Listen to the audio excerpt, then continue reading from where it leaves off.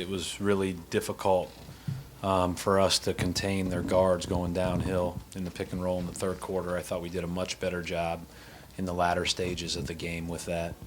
And those stops allowed us to extend a little bit. And then offensively, you know, a lot of guys made plays and a lot of guys made nice plays, but I thought Isaiah got into the teeth of the defense a lot in that last 4 minutes and just made the right basketball play. Be aggressive and get to the hoop. Like I said earlier, I thought we were settling for a lot of jump shots that we weren't making, and they were the more aggressive team. So I just tried to make something happen, get in the paint, and see what I had. The Celtics win 110-101 over the Chicago Bulls. We're going to break this game down here on the Garden Report, powered by Grandstand on CLNS Radio and Celtics Squad. Yes, I'm the boss.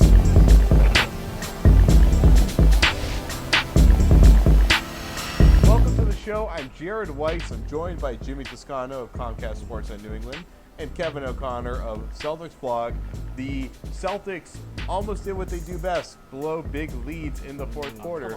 And right when it got to that 1 point lead, Isaiah Thomas showed up and took things over, and the Celtics ended up winning by 9. So Kevin, what did they do to actually pull this one out? Well, I think around 3 minutes left in the game, they brought Kelly Olynyk in the game, and Isaiah Thomas went off. Man, my boy Kelly Olynyk. That's all that mattered, right? Yeah, that's it.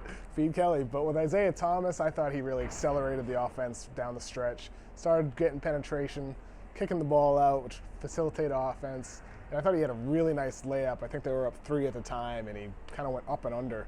Almost looked like he switched hands from my vantage point. And I thought that kind of really gave them the distance with the score that they needed to really hold on.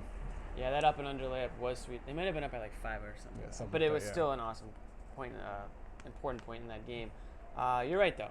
Olynyk came in. Isaiah Thomas went off. 5'2" Isaiah Thomas, according to Jared Sellinger, which was a little slight at us, a little people. It's a new version of the combine. Yeah. But you're taller than 5'2", aren't you? well, yeah, but so was Isaiah Thomas. So let's be real here.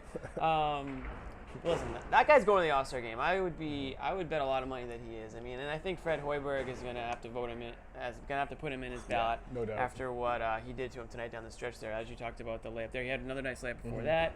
A great drive that he dished to Jared Sellinger for an easy bucket down the stretch there. And I thought Selly was another key point in this game, really stepping up with Amir Johnson, who was out for personal reasons. Sellinger with a double-double, 13th of the year. 3 games against the Bulls, 3 double-doubles for Sellinger. So he's really stepped up this year, especially against the Bulls. And I thought those 2 players were really key for them down the stretch. For the record, when you say Fred Hoiberg's ballot, you mean some intern in the front office ballot, really? Right, yeah. Probably the equipment manager. Well, you hope the coaches take it seriously. I know, right? You do hope so. Sure, well, we know not all the fans do, because Zaza Pachulia almost made the team in the West. I mean, he's been I pretty know good that was this year. that was his country's doing. Yeah. But Good for Georgia. Or Jeremy Lin getting more votes than Isaiah That was Thomas. Come pathetic. on. Another China. giant chip on top of Isaiah's little shoulders there. Ridiculous. But his 5'2" shoulders there. So before, and I want to talk about Sellinger in this part 1 here, but before Jeremy we do Lin that, has pointy hair. He's poking people now. Did you see that? it's deadly. That's how he's having a career year. Yeah. Just diving in You can't like that. defend. You literally can't defend him now. It's like a sea urchin attacking or something. Yes. So what was great was, so the Bulls get it down to a 1 point game. And then Jared Sellinger misses his last wide open mid-range jumper of the night that he would take. He missed 4 of those in the second half. Well, we'll get to Jared Sellinger in a second. But the key there was that, so the Bulls come back the next way. They're in transition. Mirotic is flying in transition, gets ahead of Kelly Olynyk. Rose rifles in a perfect bounce pass, and it bounces off of Mirotic's hands. And Isaiah sees this opportunity that they got this blessing here where the Bulls should have taken the lead, should have completely swung momentum. Isaiah goes down court pretty hard, turns his back to Aaron Brooks, so fakely he's going to kind of back him down. Brooks opens up his hips, and then Isaiah explodes to the rim, gets the basket, and then they never look back from there. They go on this 10-2 run to end the game there. But obviously, if Isaiah Thomas doesn't get that basket, the Bulls could have gone down the other way, scored. But the Celtics played really good defense too, and it wasn't really their offense as much as it was their defense at the end there. You know, they went on a 10-2 run. You look at that from an offensive perspective, but the Bulls were like scoring like crazy. Butler was unstoppable. Rose was unstoppable, Kevin. But the Celtics were able to shut down that pick and roll at the end of the game there. Yeah, one thing before the defense you mentioned about Jared Sellinger. He had 5 assists tonight, which I thought was very impressive. He had a couple to Avery Bradley, and it was the 26th game this season. The Celtics assisted on over 60% of their makes, and they're 16-10 in those games. which goes to show the importance of, like Brad said, moving the ball, moving the ball crisply. As for the defense, I thought Brad Stevens kind of summed it up post-game. He said to the guys, you can drop or you can kind of play closer to the pick and roll. So I think they made an adjustment late in the game that really slowed down Derrick Rose and Jimmy Butler. So, Jared Sullinger. The shooting was horrendous. He couldn't hit his threes, so he stepped in, took 4 mid-range jumpers in the second half, missed them all, pretty badly missed them all, really. His shot is just not working. He's trying to find something to get his offense going. It looks like getting slip passes from Kelly Olynyk for wide open layups seems to work pretty well for him. He's kind of gotten back to the point where his offensive game is going to really come from getting offensive rebounds, Jimmy. But defensively, he was solid, and passing the ball, he was good. He's making up for it, even if his shooting has been horrendous lately.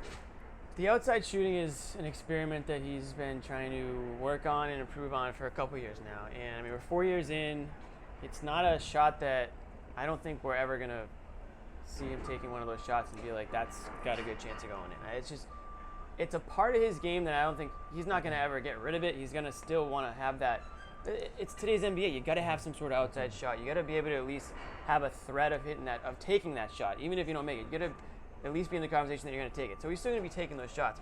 But you're right. I mean, he misses it at a clip that it's becoming an issue. I do think he still gives you a lot down low. I see the effort there. I see him on the glass. And like I said earlier, with Amir Johnson out, I thought what he didn't give you outside with the shot, he did give you inside with an inside presence.